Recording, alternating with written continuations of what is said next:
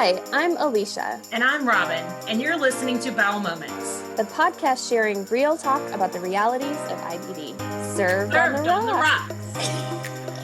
This week, we talked to Michele Rubin. Michele is an advanced practice nurse and is the Associate APN Director of the IBD Center at the University of Chicago Medicine. She specializes in IBD surgery. So this week, we talked to her about all things J-Pouch and her J-Pouch clinic that she developed. And we talked to her about what patients should expect. And we talked to her about how surgery should be seen as one option as part of a treatment protocol. And we talked to her about shared decision-making and mental health. This was such an informative conversation. I know you'll find Michele as vibrant as we did. Cheers.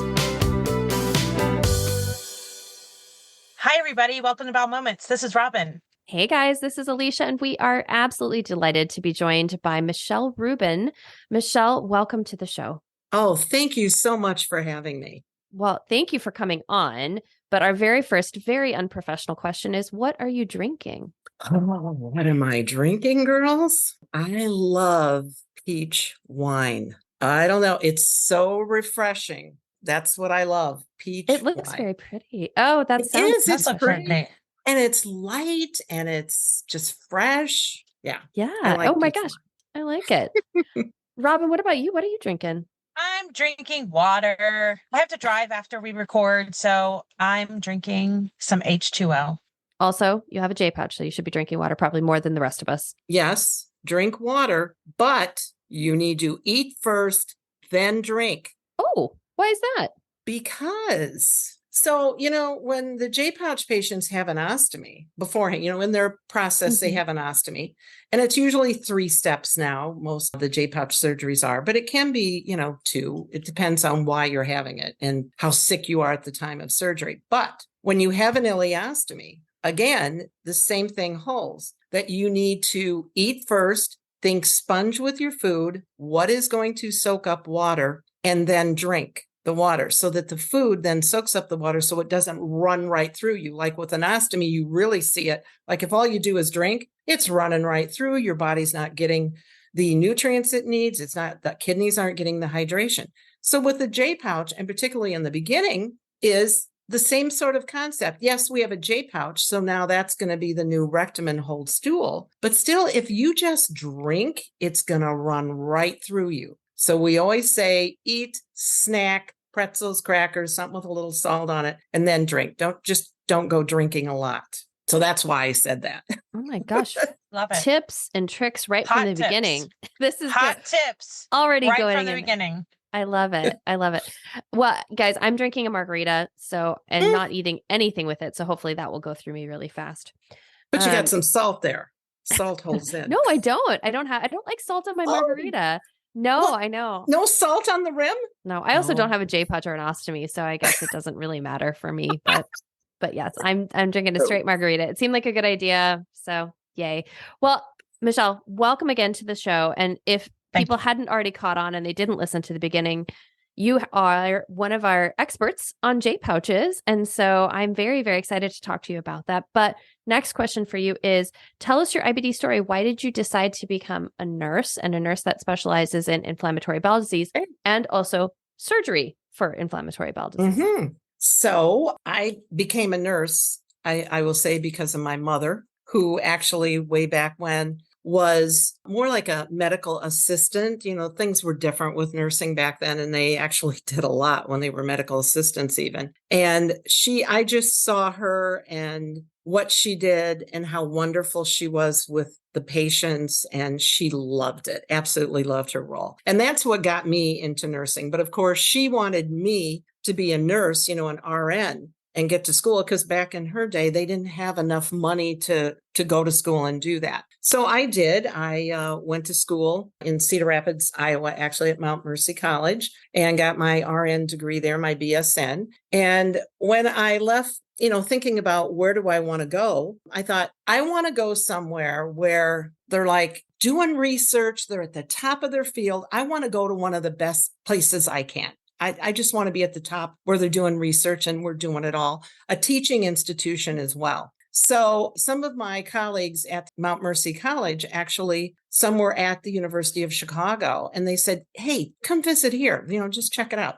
So I did. I went down there. I had an interview, and I was like, okay, I thought the buildings were a little old looking. It was the old University of Chicago. And I thought, oh, this is kind of old looking, but I was kind of used to. I when I was back there, Mount Mercy, it was a Catholic hospital. I had nuns running around, everywhere they were running, they were leads on the floor and stuff. And I come here. So this was like totally different for me. Remember, this is Iowa where I came from. So when I came here, they offered me, I could have went into pediatrics or oncology and then GI. And I thought, GI sounds kind of good. I didn't want oncology. I also didn't want pediatrics because I knew I'd be crying all the time. So I went to the GI floor. I got on the GI floor as a new nurse, and there were all these like IBD patients. And I was like, oh my gosh, what is this? Because we didn't know anything about it. And I got really excited about that. But then when I was there, it was like, I felt so bad for these people. We didn't know what it was. And at the time, most of the floor was full of patients of Jewish descent, and actually the Ashkenazi Jews way back then. Well, I didn't know anything about Jews either because I'm from Iowa. I'm a farm girl. So I loved this.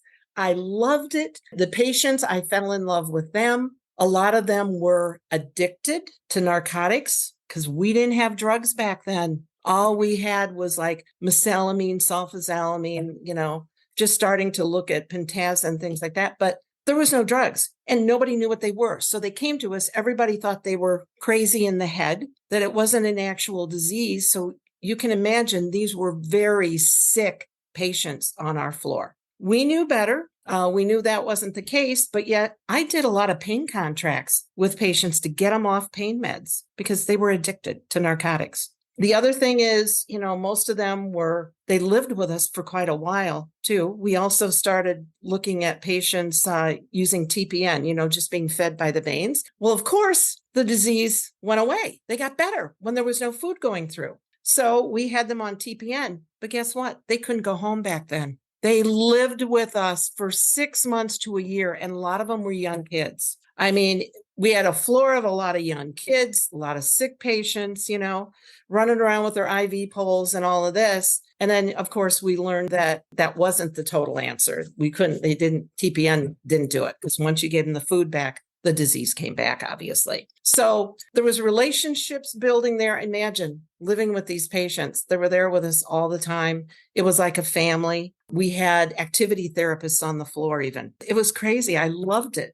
We were making doilies and doing all kinds of crafts with the patients because we had to entertain them. So anyway, I knew these patients needed an advocate. That was number one. They needed an advocate, and I wanted to be that advocate. I wanted to be one of them. And so I became a head nurse on the floor. I was that for about 10 years. And then I went to work in research. At the time, Dr. Stephen Hanauer was there. And I worked with him in research with methotrexate and Pentasa for about 2.5 years. I liked it, but I didn't want to be counting pills all the time. I wanted to be more doing something else. And so when Dr. Michelasi came to the University of Chicago, we looked at that time, combining surgery and GI. Makes sense, right? From IBD surgery to looking at IBD, from the GI side. And he asked me if I would come work with him because he thought, all the IBD patients. You also know the GI staff. He says, I think you would be great for my practice. Would you come work for me? And so I did that. And that's where I got into working and doing research early in the beginning with J-pouch patients. I have a questionnaire I put together for those patients so we could, get a paper out on that new procedure, which, to let you know, I am still using that very questionnaire today in my J-pouch clinic with my patients. It asks them, if they can hold their bowel movement, what foods do they notice are a problem? I have them document a bowel diary for a week. Can you delay about, all the key questions, the sexual function too, which is very important. So I still use that questionnaire today. So I did that. And then when I became an APN, because I wanted to advance and become an advanced practice provider, and I went to college at St. Xavier. And my project for my dissertation there was putting together a care pathway inpatient for the ulcerative colitis patients that went to surgery. So I was kind of ahead of my time. It was coming, but it wasn't yet accepted totally. but we eventually did use it when it came you have to sometimes wait till the timing is right to introduce things. And finally it did. So we got to use that. And after I was doing the research and I was doing the questionnaire and all this, they're kind of like going, Michele, you probably don't have to keep that data anymore, because we kind of know how things turn out. And anyway, as I'm going on, I'm like, those patients are calling me all the time after, even a couple years down the road, whatever. And what we found out from that research is that there is an adaptation phase with the J pouch, and that can be up to 9 months, a year, 18 months, sometimes even up to 2 years, I had noticed, where the pouch adapts over time. And, the healing occurs. I feel like the pouch adapts to the patient. So that's what got me into starting a J pouch. And I told Dr. Michelossi and them, I said, I really want to follow these patients because I said, we've seen there's this adaptation phase. Plus, they should have pouchoscopy and blood work that needs to be done on an annual basis. And so I said, I'm going to follow them. I've got my questionnaire. I want to assess how they're doing. And he was like, yeah.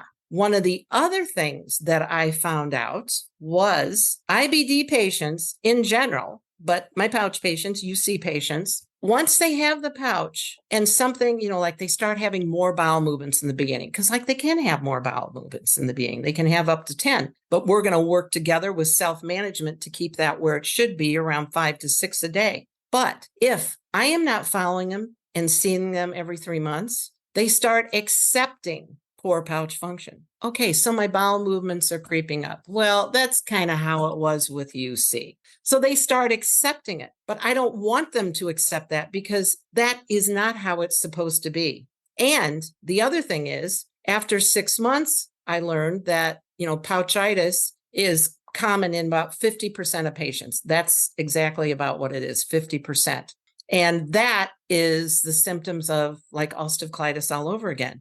Frequent bowel movements. They're all watery. Even if you use Imodium to try to, nothing is working. And you feel the cramping in the J pouch too, with the spasms and inflammation, that they start accepting that. They're not, okay, maybe this is what it is. So I learned I need to be there and I want to see them every 3 months to make sure. I actually have pouch expectations written out on a piece of paper, all written out. And I tell them, you take this and you hang it up at home or you put it somewhere where you can look at it. And when you deviate from it, you call me because that's not normal. Because if this is pouchitis, the earlier we get it treated, the better. Or the self-management stuff of now, wait, are you eating right? Are you eating first, then drinking? Are you using maybe Imodium or high fiber preparations to help thicken the stool and slow down transit time so we can decrease the number of bowel movements? Are you using the ointments on your bottom? Any moisture barrier ointment will work. I also, if they have a little leak, and particularly during pouchitis, you can get a leak too. And then in the beginning, remember, I said in the beginning, they can have some leaks. We need to use some Beshire pads, some incontinent leakage pads. These are all things that they can do, and I teach them to do to help self-manage. And so that's why I do this. And I can tell you, I've had some patients who they follow me for a little bit, but then they're like, okay, they're going to do their own thing. They think they're fine. So I had a patient call, this young man, and he calls me. And of course, I'm going to tell you the first thing I say when they call me, I go, where the hell have you been? I'm right at, because they know how I am. Where the hell have you been? And he goes, well, Michele, yeah, I know. My wife and my mom told me I should call you. I go, oh, really? Did they? And he goes, yeah. I says, well, what's going on? Well, I'm having about 10 to 15 bowel movements a day. And I've been having some, cramping and stuff. And I don't know. I just kind of went with it and didn't think I should do it. And they finally said, stop, enough. I said, good, because you know what? I will bet you have pouchitis because it's been consistent. He says this has been going on for 6 to 9 months. And I said, I bet you have pouchitis. So I'm like, all right, right now. I'm getting you on pouchitis treatment. We're going to see how that works with the antibiotics. But you're getting in for a scope, because when have you last had a scope? You haven't had it in what, 3 years? Mm-hmm. Of course, he did have pouchitis. Started him on antibiotics right away. He calls me within the week. Oh my God, I feel so much better. I'm like, yeah, I know. But I said, I'm going to tell you what, because we've waited so long, it's going to take longer than the usual 2 weeks for the antibiotic to work. And we're probably going to have to be on it for a longer period of time. And, because it's going to take longer. You've been on it for a while. And it probably took about a year and a half, maybe, on antibiotics. And then I got him off. We kept trying. It's a thing where you try. If the antibiotics work, that's okay, as long as we can get him off. And finally did get him off. So those are the kind of calls. And that's not the only one. I was getting several of those kind of calls all the time. And that's why I knew I had to run a J-pouch clinic. So that's why I do it. Knock sense into the patients and let them know, stop accepting poor pouch function. Sometimes we need it, Michele. We normalize stuff. We do normalize it. We just are like, well, this is how my life is now.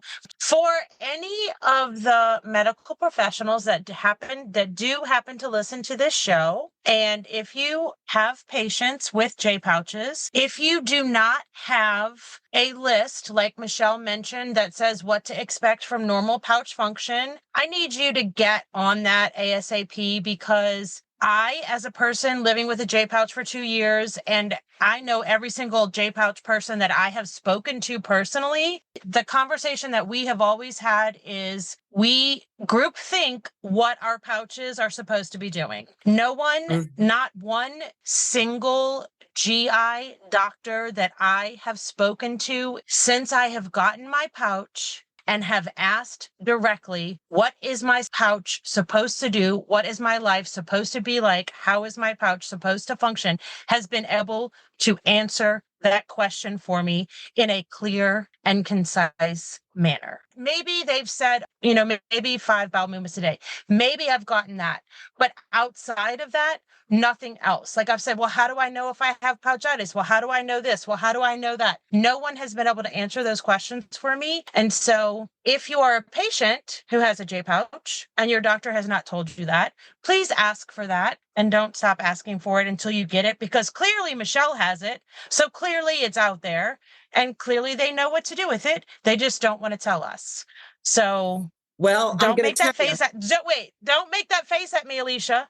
I have been living with IBD for 23 years. I've had multiple surgeries. The least they can do is tell me what to freaking expect. No, I'm not making the face at that part of it. It's I wonder why this sheet doesn't exist, perhaps in a different place. I don't know, because it's more that you said, and nobody's willing to tell you. I think they're willing to tell you. It's maybe that they don't know themselves. What do you think, Michele? Michele is nodding at that one. Yeah, it can be. Yeah. I mean, that's why, you got to be at a place that does a lot of these. I mean, I'm sorry. I almost feel like J pouches need to be done at major centers of excellence. I just feel that way because we've done the research. I mean, I've done it from day one, but why it's great for an APP to be doing is because we have more time to spend with patients. And that's what I do. That's why I follow them. I have the time to do that. I make that time because I can do that, where the GIs are sometimes off doing, other things. But there's that piece. There is the piece of understanding that adaptation phase takes up to a year. Many people think, okay, I got my pouch. Great. I'm done. Everything's wonderful. I'm going to go back to normal life. That is not the case. And I'm always there trying to talk to them about this, normalize as much as we can with bowel movements and everything else. But to be there and to say to them, this is an expectation. 3, 6, 9, 12, 18 months, we can still see improvement. And you have to be patient. And we got to be positive about this. And you got to have resilience. Because when something goes wrong, you got to be able to be positive, bounce back. And that's why I want to be there, because I want to give them those answers so they don't fall into that trap, and start settling. It's a settling of this is how it is. That's why we group think, because I had my colon removed over 20 years ago. So I have that adaptation phase already. I didn't have a pouch that long ago, but I didn't have a colon or an ostomy. So when I was talking to everyone, I was like, it could take you 2 years. I was telling them, your body has to relearn you're basically potty training all over again for all intents and purposes. So your body has to relearn how to do all of those things. So that's what we're like texting each other. Like, that's normal.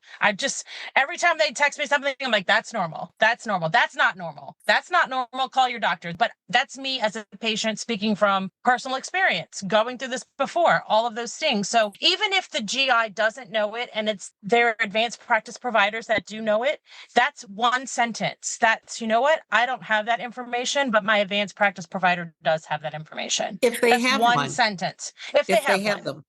I know it's not every single person that has one, but it's even at larger centers that are considered.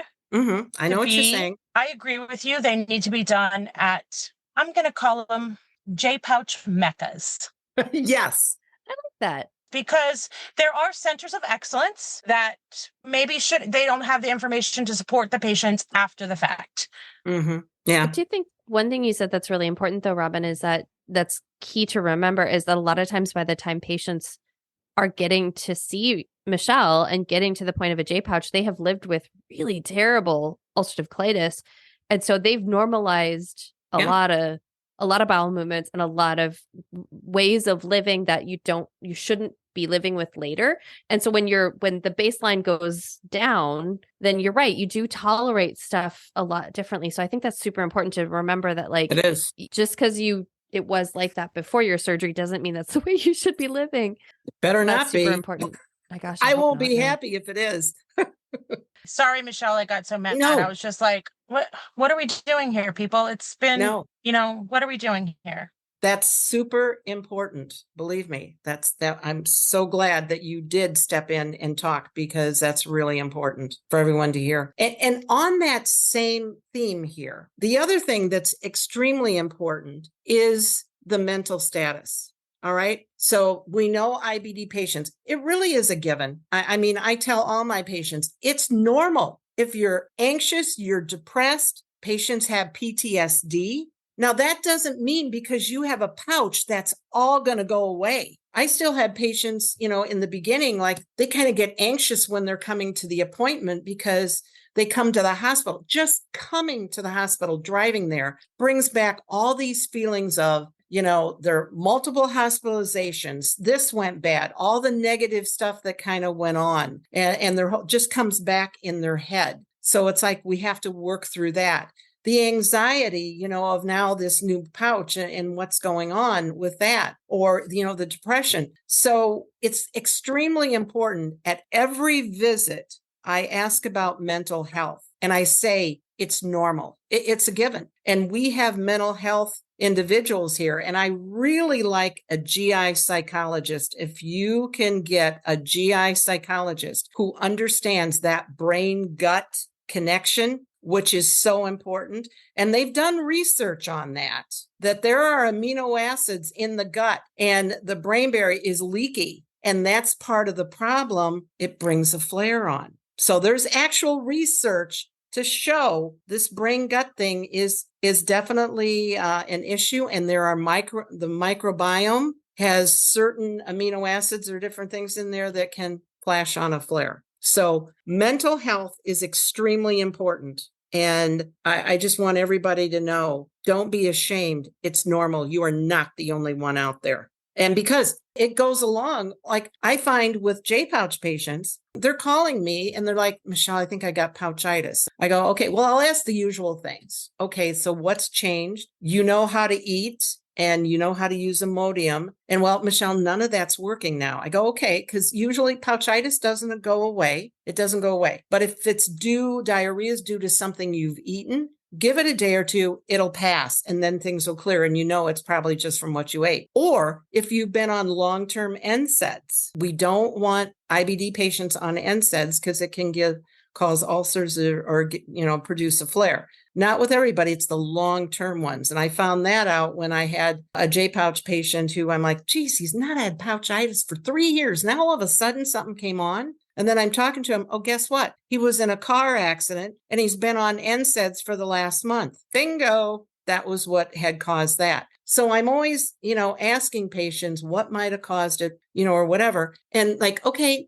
none of that's it. But they go, Michele, I've been under so much stress with either school or my life, family. And I've just been under a significant amount of stress. And I'm like, there you go. They go, I think that's it, Michele, too. And I'll treat them because it does bring on the flare and the pouchitis. And then it's fine. It's done. So dealing with stress, seeing a psychologist and figuring out, CBT or, doing exercises, whatever the psychologist says, goes hand in hand in managing IBD, but also managing pouchitis as well. And that's something very important to know. The other thing I notice too with patients with pouchitis is that I have a few that'll say, my ulcerative colitis flared every time the seasons change. And that's when I'm getting a pouchitis flare, maybe a couple times a year, and it's they see that correlation. And so you never know, but they go, yeah, this just sort of correlates right with the UC. And yep, that's what happens. So, yeah. Is it a change in eating? I guess I'm thinking of I live in Minnesota, knows? you're in Could be. Chicago, and it's like could be cold. So now I'm eating more like soups and stews and like whatever. Yeah, I don't know, but it truly is like an ulcerative colitis flare. Huh. We're all very individual and different things affect us differently. So what works for you doesn't work for them. Yeah. Wild. It's different. So listen to the patient. That's my other important thing. They've been living with this. They know. Can I add, Michele, listen to them and believe them? Yes. Yes. Yeah. And have empathy. Oh, Empathy yes, is my other thing for providers. Please show empathy. Raman has talked about this a lot on the show about you're the captain of your healthcare team. You're in charge. Your IBD better than your doctor does because you're the one living with it. So I think you can't stop saying that enough, really, Robin, because that is what people need to take away is you're the expert in your disease, because this is everybody's disease is different. Like you said, Michele, everybody kind of reacts differently to this. It's so true. So on your questionnaire, you also mentioned just surgery in general. Alicia and I are big proponents of surgery as a treatment option and not a last resort. And you specifically said that on your questionnaire too. And then also ostomies and having a good stoma nurse. So if you would like to talk about either or both of those. Not a problem.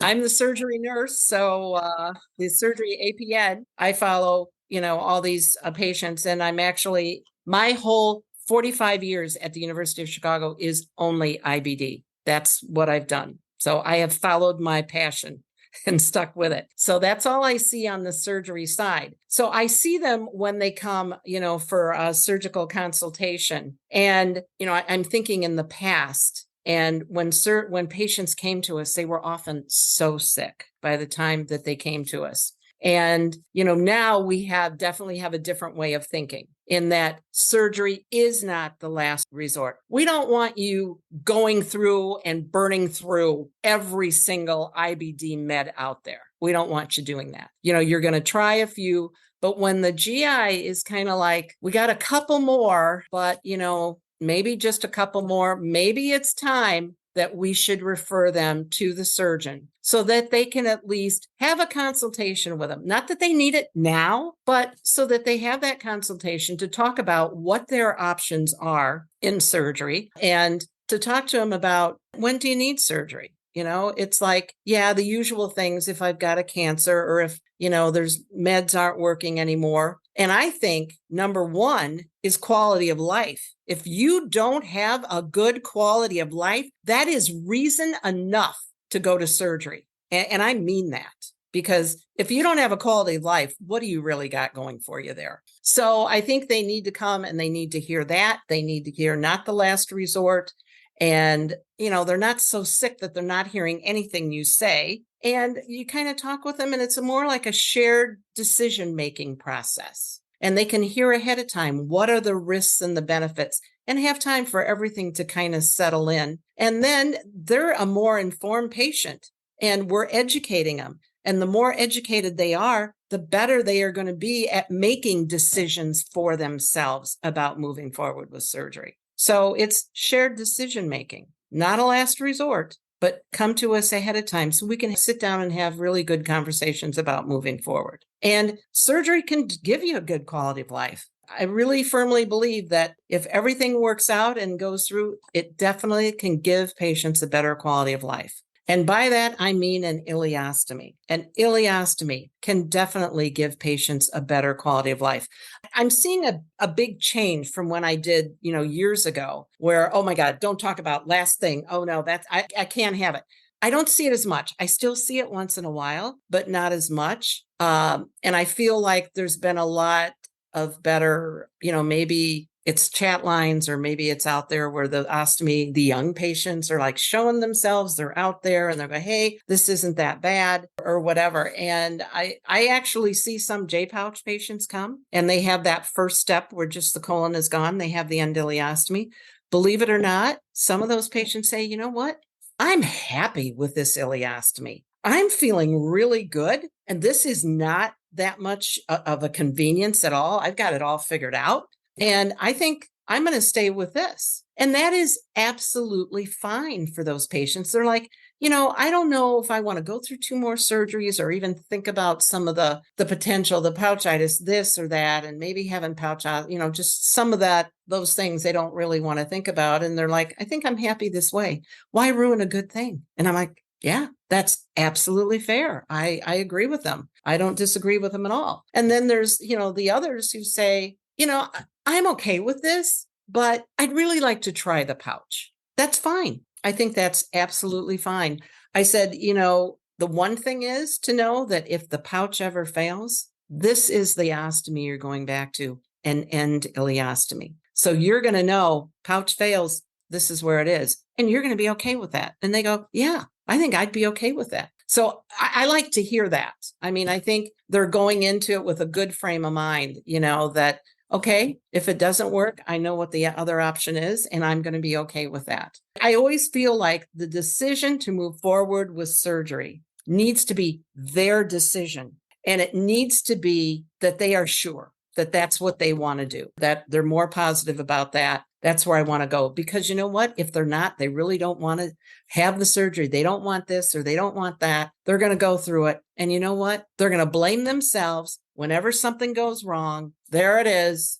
I knew it was going to happen. It just, things don't go right. For some reason, they prophesize negativity, and negativity can happen. And I see that sometimes too. So I always say it's got to be their decision and they have to be sure about it, at least as much as they can be. That's what they want to do. So that's the thing about that. The other thing about the ileostomy is that, particularly I see young kids and they come with, a girlfriend or a boyfriend at the time or whatever. And then they get an ileostomy and there goes the boyfriend, there goes the girlfriend, and then they're feeling like, oh, awful. And I say, you know what? I think that the ileostomy is actually a good barometer of finding a good spouse, because I said they're accepting you for you. That ostomy does not define you, does not. And those girls, whatever, and the boys, they come back, they all find somebody and they're very happy and accepts them for who they are. So that's the other important thing. And those are the key things to be talking about with patients and, with the stoma patients. And the other thing, so many times we'll see, patients that come to us or get referred and they've got leaks all the time. There's always problems with their stoma. Seems like nobody can fix it. And you know what? That is not acceptable. We do not accept poor functioning stomas. It's all about making the stoma protrudes out nicely or whatever you can do, but having a really good stoma nurse who knows and understands all the appliance stuff, the different things to do. A stoma nurse is worth gold to patients. It means so much. And you're not going to find home care nurses that are stoma experts. They aren't stoma experts at all. So when you find a good stoma nurse, it's worth gold, because if they're good, they don't accept that either. And if it has something where maybe the stoma has to be just refashioned or something, fine. But we don't accept poor functioning stomas. Shouldn't be. So definitely you need to have that find the right stoma nurse as well. This does bring up a question for me, though, because of being in a center of excellence, because of being in a sort of as specialized as University of Chicago is, and as your IBD clinic is, or your pouch clinic is, you must see some of the craziest scenarios and kind of worst case scenarios and all of this. And so how do you work with those patients? How do you manage expectations? And I mean, if people feel like the care that they've gotten with their existing team might not be exactly what they want, and that they'd want to go see somebody like you or go to your clinic, how do they sort of go about that? That's three very different questions for you. Right. Well, when it comes to the stoma nurses, there is the stoma, this ostomy Incontinent Nurse Society. Believe me, like our stoma nurses at our institute, not everybody can keep coming back to us. They live far away. Unfortunately, they may not find me anywhere, but we can find good stoma nurses, and we know those connections. And so we can make those connections and work with them, with the current stoma nurse. Telehealth now is a phenomenal. One thing I have to say about COVID, it brought about telehealth, and that has been the best thing ever. And we have to keep that going because it has connected us with our patients at home.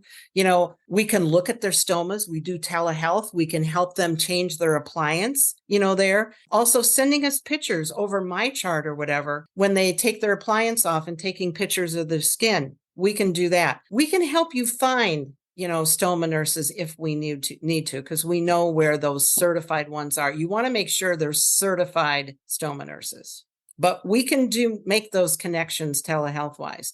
Same with the psychologist and the dietitians. That's the other thing that is phenomenal for telehealth.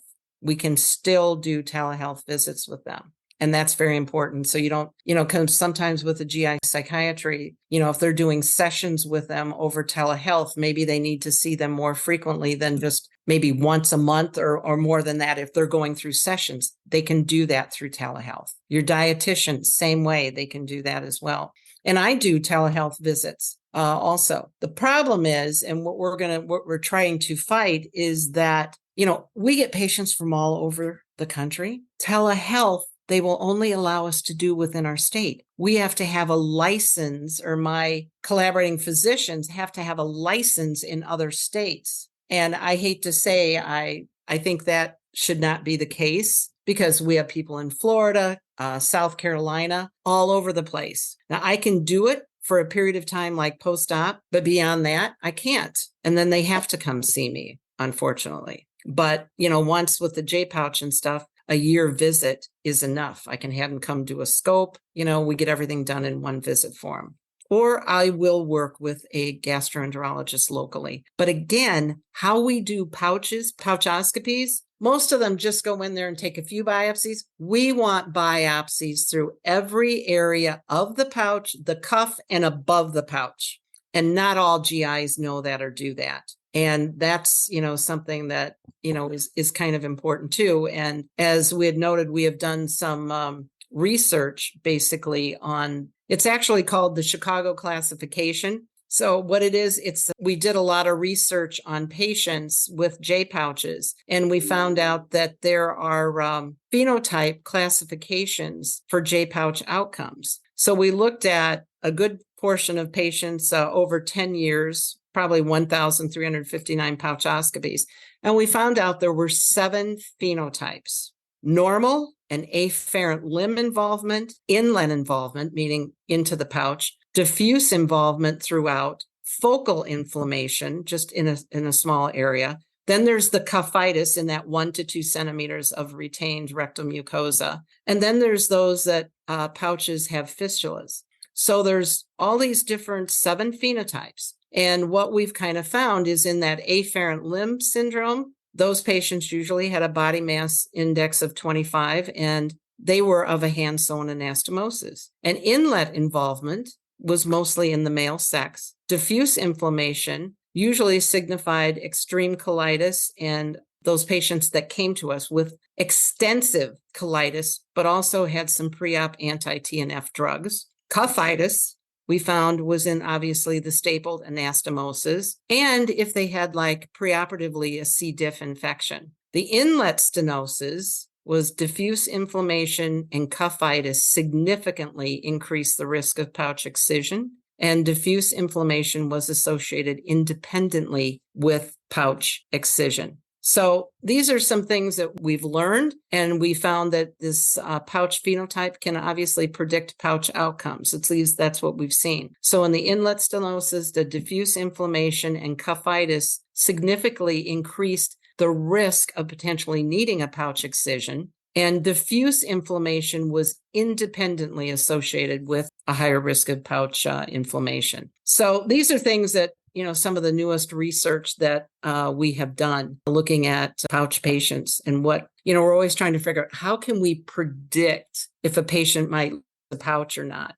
Not that a lot of patients lose their pouch, but, a small percentage do. But is there any way we can maybe predict some of this? So that's what some of our studies, have been showing. One other thing that I am also looking at, and I'm trying to get some of my, particularly like Sushila Dalal at the University of Chicago with me, because her and I kind of do pouch stuff a little bit together on, I have her do my pouchoscopies, because the ones we do research on. And what I have found, and I've always kind of thought this, but I've learned it a little more recently, that, hey, yeah, this might be true, that I feel like people who come and they're so negative, everything's bad. The worst, it's going to happen to me. I am a failure. I'm going to fail this. They come with that attitude. And I sort of feel like they can't get out of it. And they don't have the resilience to come back. And I feel like those are the patients sometimes that often don't do well at all.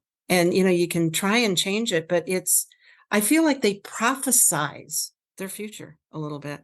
And I just, sometimes I feel like I can sit with somebody and I can almost feel like, I don't know if this pouch is going to work for them. It's not a lot, but it's that negativity. And actually, we're going to look at doing a study on pouch patients on resilience, being able to bounce back, and that positivity. I feel like I try and do that with my pouch clinic.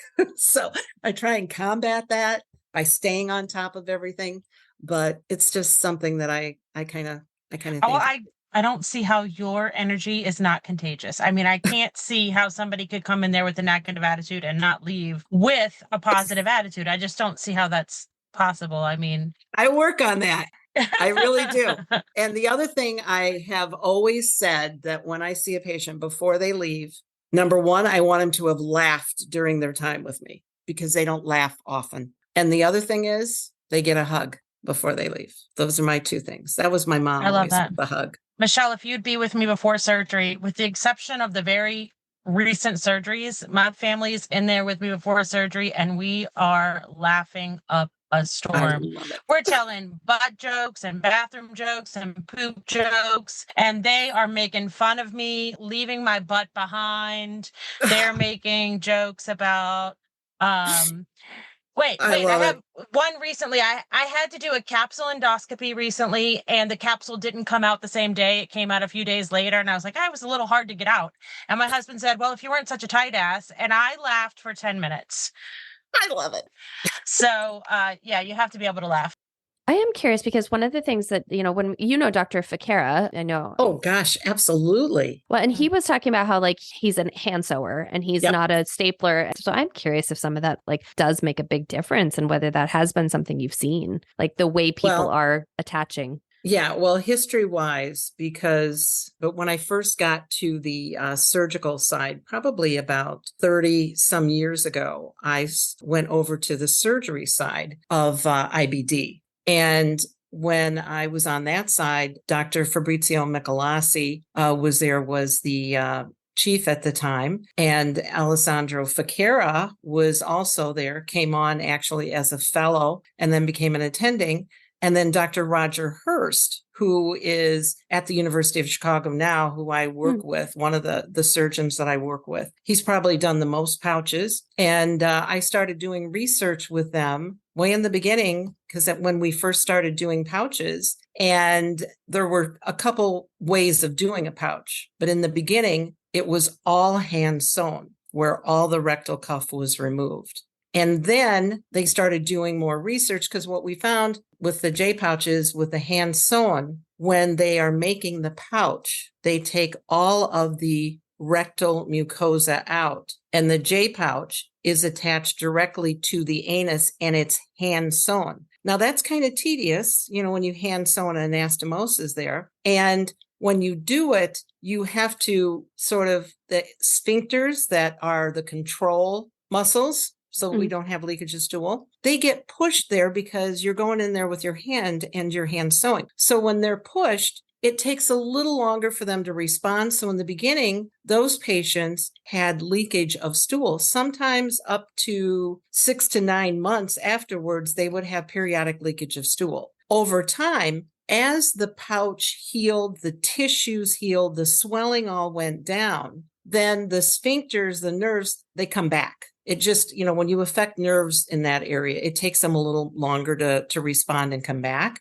So eventually it took them 6 to 9 months. That's what I found in our research. But then they started doing research and they're like, what if we would leave 1 to 2 centimeters of rectal mucosa in? Like, don't bring the pouch all the way down, but leave in 1 to 2 centimeters of rectal mucosa, because that is where the sensation is for gas, liquids, or solids coming down, and it senses it, and then they squeeze. So you have continence. So they started doing that procedure, and then everybody kind of was doing that. Now, we at the University of Chicago at the time, since Dr. Hurst was one of the ones that was starting, and also Dr. Ficara, they were all doing hand sewn. So they thought, okay, we'll look at maybe doing the staple procedure. And we did, and it did show that you had a little better continence. These patients didn't have leakage for that long of time. However, you have to think, when you're leaving in 1 to 2 centimeters of rectal mucosa, that could potentially,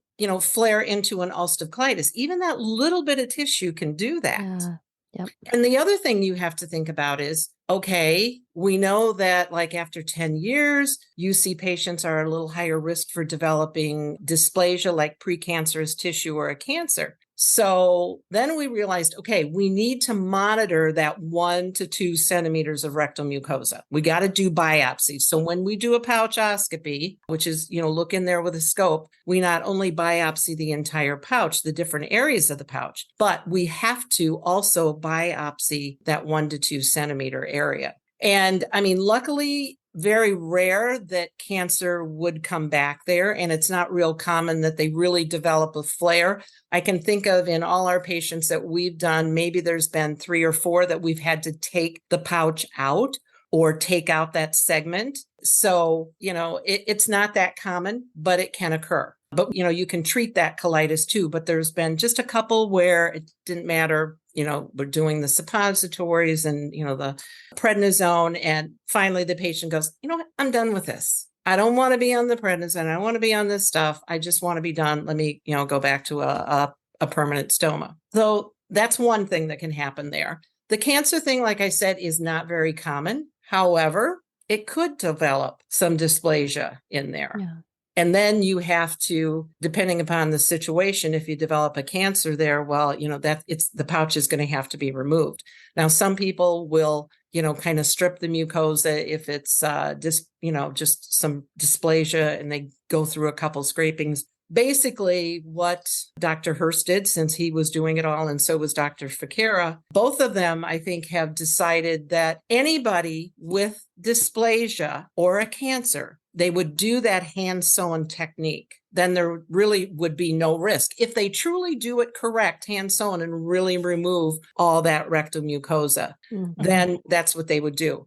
But also, when we've been researching that, the other thing there is they said, well, if they don't have a rectal cancer or rectal dysplasia, meaning it's not in that lower segment, of the colon and rectum, then they could still leave in the 1 to 2 centimeters and still do the staple technique. Dr. Hurst and I know Dr. Ficara have both, let's just take it all out. And now I'm going to be honest with you. What I see now with the hand-sewn technique, and we're doing laparoscopic surgery, that was all that, the hand-sewn way back and all of that.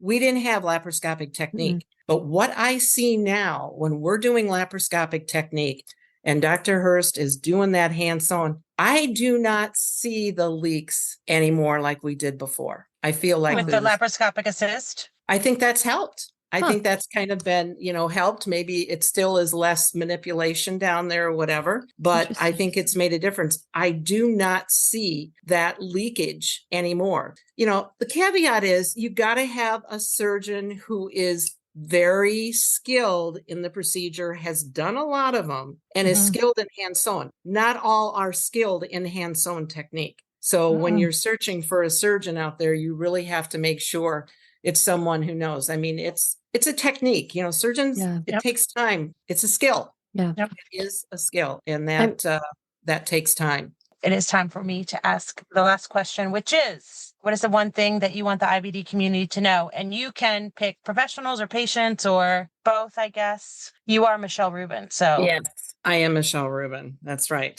But I have several things that I want providers or APPs, whoever they're seeing their patients. And we did talk about it, but just even in general for IBD patients don't know what normal is. They don't know what remission is. So we have to talk to them about what does remission mean? No bowel movements, no blood, no urgency. Okay. Because things, like the bowel movements, things can get better, but sometimes that urgency doesn't.